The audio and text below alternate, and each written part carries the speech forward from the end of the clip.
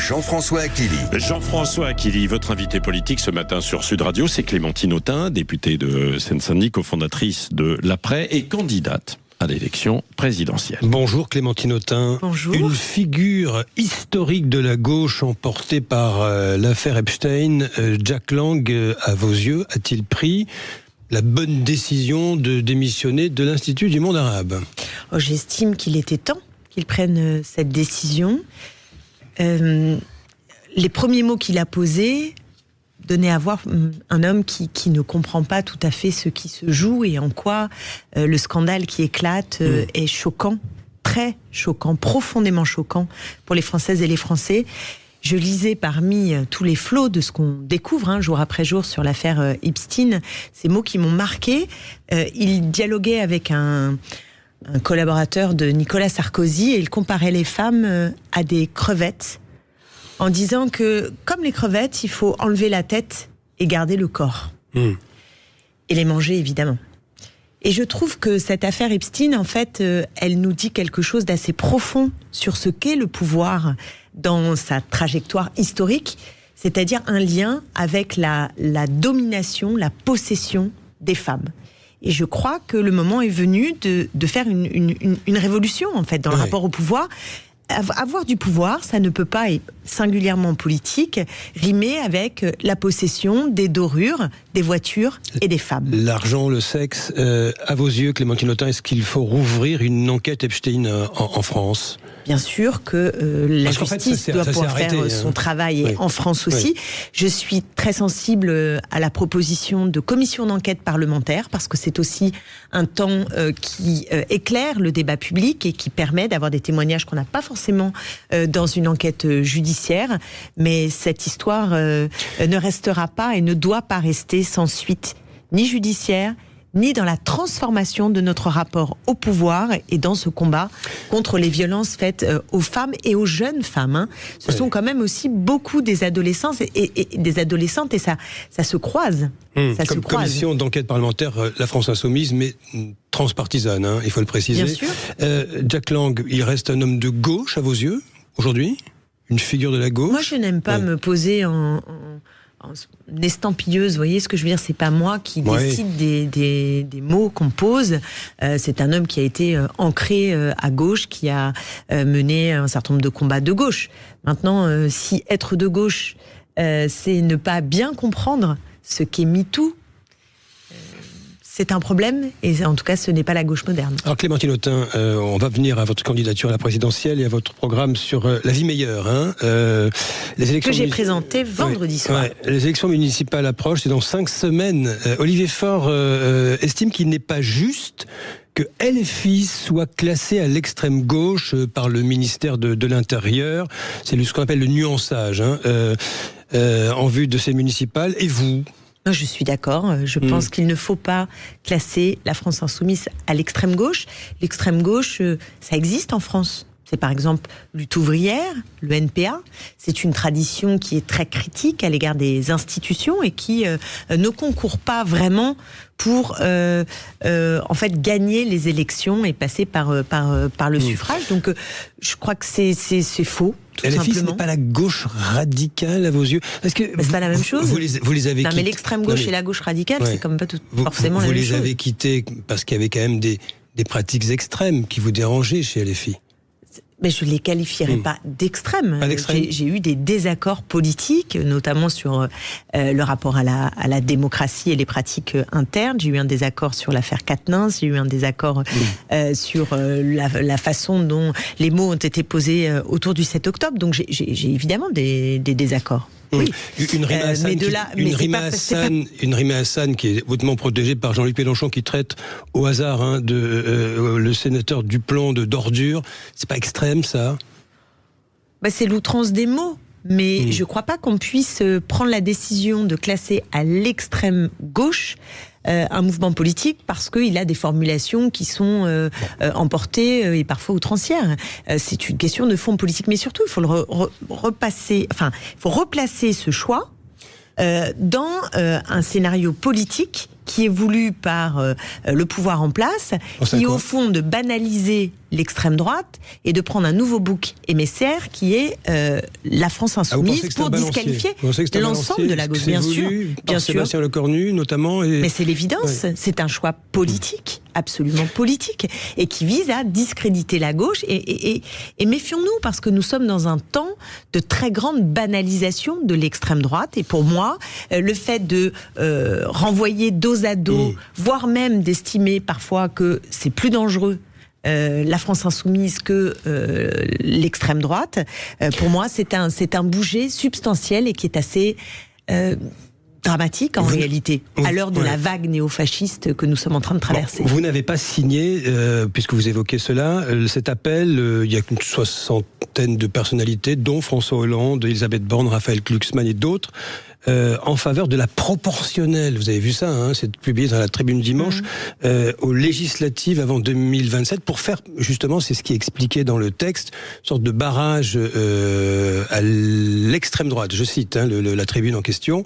Vous n'avez pas signé ça? Alors d'abord, je me méfie toujours des changements institutionnels pour faire barrage. Hein. Parfois, ça peut se retourner. Pourquoi? C'est du tripatouillage?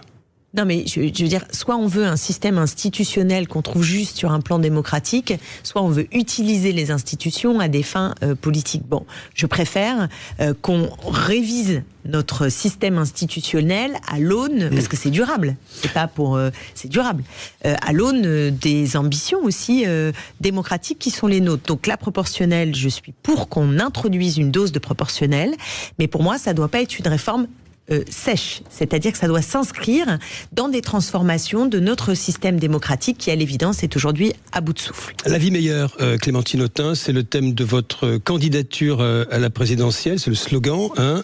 Vous avez lancé une campagne sur le thème de la sécurité sociale de l'alimentation, c'est-à-dire, on vous a dit, la carte vitale, c'est pour la grande précarité. J'ai fait un projet qui est global, dans lequel, en effet, l'objectif est de sécuriser nos vies, c'est-à-dire de reprendre la main avec une méthode qui est la transformation de l'État pour qu'il arrête de servir la compétitivité et la croissance comme objectif majeur et qu'il se tourne vers la satisfaction des besoins authentiques des Françaises et des Français. Dans ce cadre-là, oui, je pense que sécuriser nos vies, lutter contre l'insécurité, ça se joue aussi dans l'assiette. Ça se joue dans nos maisons, et c'est pourquoi je veux une grande loi cadre contre les violences faites aux femmes. Ça se joue dans l'emploi, et il nous faut là aussi sortir de la précarité généralisée et faire en sorte que celles et ceux qui produisent des richesses puissent vivre dignement de leur travail.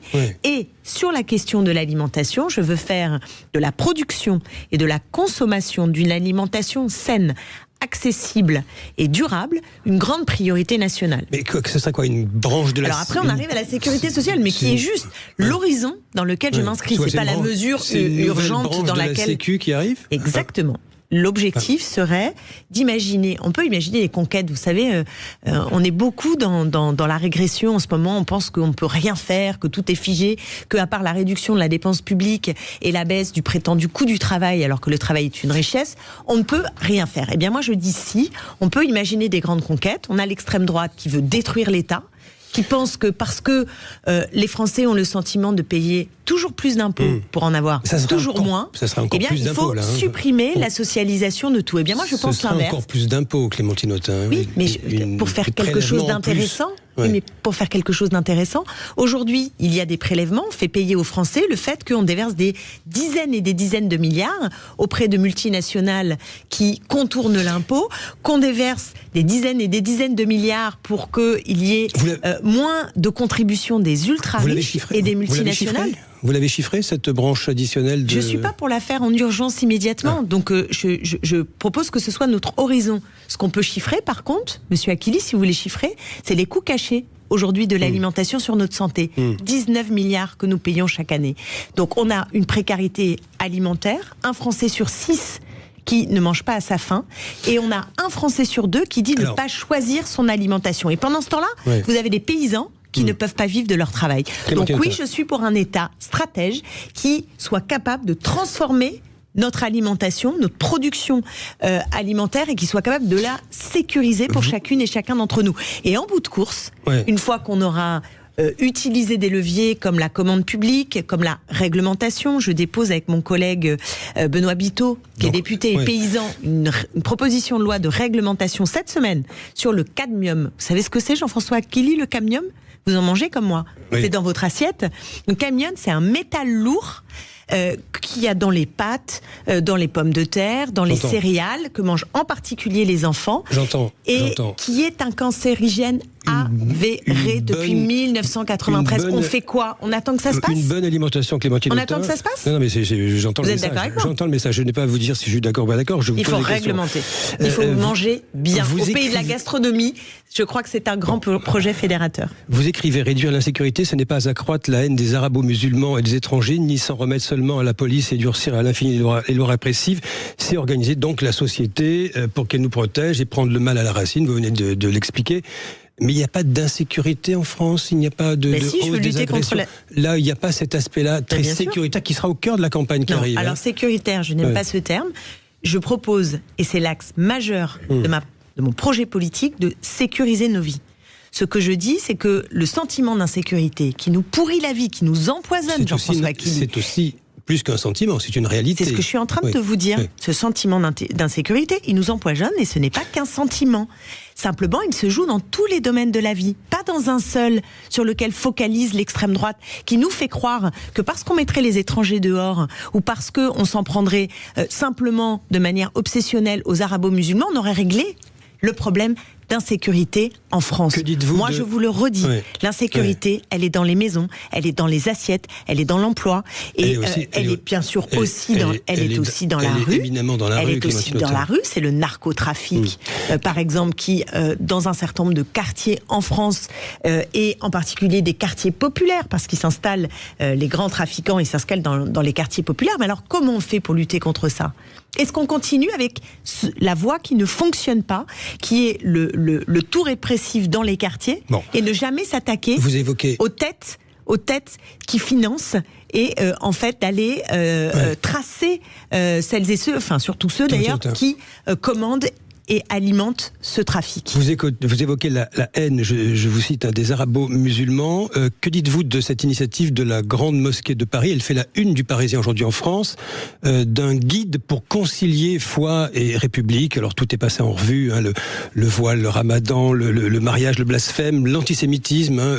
Le grand recteur de la mosquée dit qu'il ne faut pas instrumentaliser le conflit israélo-palestinien. Une sorte de guide de bonne conduite en adéquation avec la laïcité en France. Vous dites que c'est une bonne idée ? Écoutez, je ne l'ai pas lu, mais a priori, simplement le titre et l'initiative me paraît en effet très bonne et de bon augure, bien sûr. Dernière question avec vous, Clémentine Autain. Vous êtes candidate à l'élection présidentielle.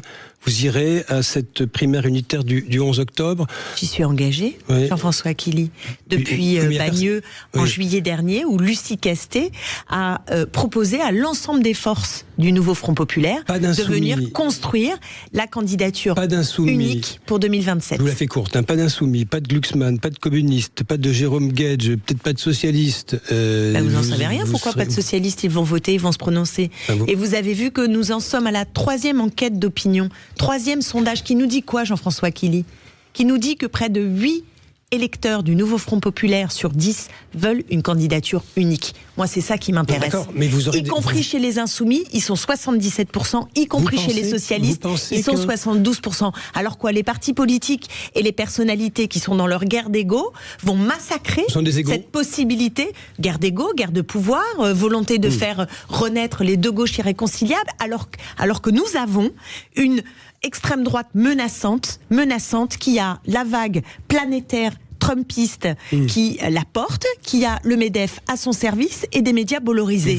Alors moi je dis qu'il n'y a pas d'autre solution que de construire cette union, c'est la condition de la victoire, et tous les autres, ce sont des prophètes de la défaite. Prophètes de la défaite. Vous pensez pour conclure, parce que l'heure tourne, pardon mon cher Patrick, vous pensez qu'un Jérôme Guedj qui dit que c'est baroque, mais surtout il pèse lourd, Jean-Luc Mélenchon, Raphaël Glucksmann dans les intentions de vote, arrêtez. Écoutez, c'est la candidature de Jérôme Guedj qui est baroque, pardon, mais... Elle est baroque ? Elle est assez baroque, oui. elle ne s'inscrit dans aucun cadre et elle montre une seule chose, c'est que la droite du Parti socialiste, en réalité, n'a pas de stratégie. J'ai lu également Boris Vallaud. Les propos de Boris Vallaud. Il dit la primaire, c'est pas une bonne solution. Mais il faut quand même faire une coalition. Et là, je vais vous le dire. Il faut. Alors, Boris Vallaud nous dit, il faut la primaire, ça ne va pas, d'accord, mais il faut quand même qu'il y ait une union. Alors, c'est quoi ? C'est en fait une proposition politique de l'ancien temps. C'est-à-dire, les socialistes désignent un candidat et les autres doivent se ranger derrière le candidat socialiste. Mais je vous le dis, c'est un scénario qui n'arrivera pas. Ça n'existe pas, ce scénario. Donc si on veut une candidature commune pour se donner toutes les chances de la victoire, il faut remettre dans les mains du peuple de gauche la désignation d'une candidature de rassemblement. Et moi, je suis candidate à ça. Sinon, c'est la défaite. Sinon, je pense qu'on est en train d'installer un boulevard à l'extrême droite. Nous n'en avons pas le droit. Nous n'avons pas le droit d'être irresponsables. Et je pense que nous ne le serons pas. J'ai confiance dans le vote des socialistes qui devrait avoir lieu en avril pour faire le choix de la responsabilité dans ce moment qui est un moment assez tragique. Et il faut prendre être à la hauteur du devoir qui est le nôtre. Merci à vous, Clémentine Autain. Merci à vous. Merci, Clémentine Autain. Vous voulez réagir à ce que vient de dire Clémentine Autain, qui dit ce serait irresponsable pour certains. Qu'en pensez-vous ? Vous êtes d'accord, pas d'accord sur cette idée, en fait, autour de l'alimentation. Ça tombe bien, quand même, avec cette enquête que vous avez dû voir et ce constat accablant pour le sport au collège. 1 enfant sur 5 qui n'arrive pas à courir plus de 3 minutes à son arrivée, justement, au collège en 6e. C'est vrai qu'on passe plus de temps chez certains ados aujourd'hui à scroller qu'à courir, quoi, évidemment. Vous réagissez sur ce sujet. L'alimentation est un enjeu de santé publique de premier plan. Absolument. De premier plan. Non, mais ça, c'est bien sûr, ça c'est vrai. Le cadmium, évidemment, aussi dans les. Après les PFAS. Oui. Et c'est pourquoi je veux vraiment faire une grande priorité nationale. Bon, vous appelez 0826 300 300, et puis il y a le Monopoly de la présidentielle, parce que alors là, il y a quand même beaucoup de candidats. Il y a un véritable Monopoly. Raison de plus de faire une primaire. Comme ça, au moins, on va rationaliser tout ça. Et vous verrez, le cœur de la gauche en sortira gagnant. Merci, Clémentine Autain.